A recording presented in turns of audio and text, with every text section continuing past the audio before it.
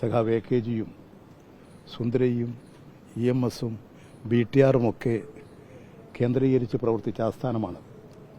ആ 14 അശോകയിൽ നിന്നാണ് സഖാവ് സീതാറാം അദ്ദേഹത്തിൻ്റെ രാഷ്ട്രീയ പ്രവർത്തനത്തിൻ്റെ തന്നെ തുടക്കം.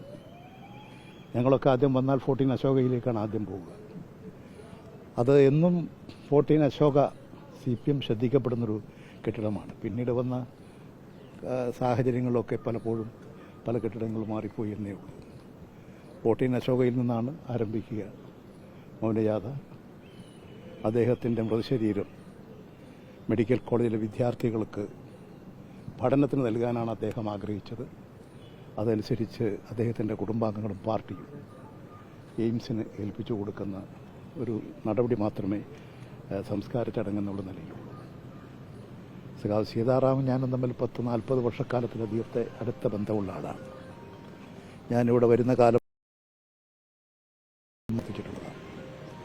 അദ്ദേഹത്തിൻ്റെ വേർപാട് എനിക്ക് വ്യക്തിപരമായും അതുപോലെ തന്നെ പാർട്ടിയെ സംബന്ധിച്ചും ഇന്ത്യൻ ജനതയെ സംബന്ധിച്ചും ഇടതുപക്ഷ ശക്തികൾക്കും വലിയ തീരാനഷ്ടമാണ്.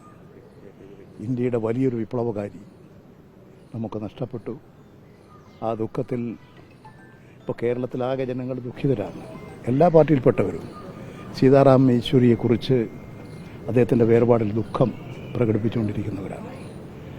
ഇന്ന് കേരളത്തിൽ ഉത്രാടമാണെങ്കിൽ പോലും ഈ ദുഃഖദിനമായിട്ടാണ് പാർട്ടി സഖാക്കളെല്ലാം കാണുന്നത്. മൗനജാഥ നടത്തിയും അദ്ദേഹത്തിൻ്റെ പടത്തിന് മുമ്പിൽ പുഷ്പാർച്ചന നടത്തിയുമാണ് ഈ സ്മരണീയ ദിനം സ്മരിച്ചുകൊണ്ടിരിക്കുന്നത്. ഈ ചില പ്രവർത്തകർ കടം വാങ്ങി പൈസ എടുത്തിട്ട് ഫ്ലൈറ്റ് പിടിച്ചിട്ടൊക്കെ ഇവിടെ വന്നിട്ടുണ്ട് ഒരു നോക്ക് കാണാനായിട്ട്. എനിക്കിവിടെ എത്തുക എന്നുള്ളതാണ് എൻ്റെ മുമ്പിലുള്ള പ്രശ്നം. അതുകൊണ്ട് മറ്റു കാര്യങ്ങളെക്കുറിച്ചൊന്നും ചിന്തിച്ചില്ല. ഞാൻ നേരെ കണ്ണൂരിൽ നിന്ന് ഈ വിവരം അറിഞ്ഞ ഉടനെ തന്നെ കോഴിക്കോടേക്കുള്ള ട്രെയിൻ പിടിച്ച്, കോഴിക്കോട് നിന്നാണ് ലാസ്റ്റ് ഇവിടത്തേക്ക് ഡൽഹിയിലേക്ക് ഫ്ലൈറ്റ് ഉള്ളത്.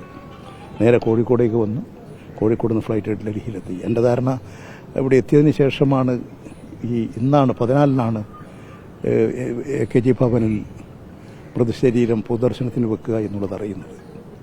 ഞാൻ എൻ്റെ പ്രതീക്ഷ ഇന്നലെ ഞാൻ അന്തരിച്ചതുകൊണ്ട് ഇന്നലെ രാവിലെ തന്നെ അവിടെ എത്തുമെന്നാണ്. അതുകൊണ്ട് ഇന്നലെ അദ്ദേഹത്തിൻ്റെ വീട്ടിൽ പോയി അദ്ദേഹത്തിൻ്റെ ഭാര്യയും സഹോദരനെയും എല്ലാം കണ്ടു. ഒരു സഹോദരനേ ഉള്ളൂ.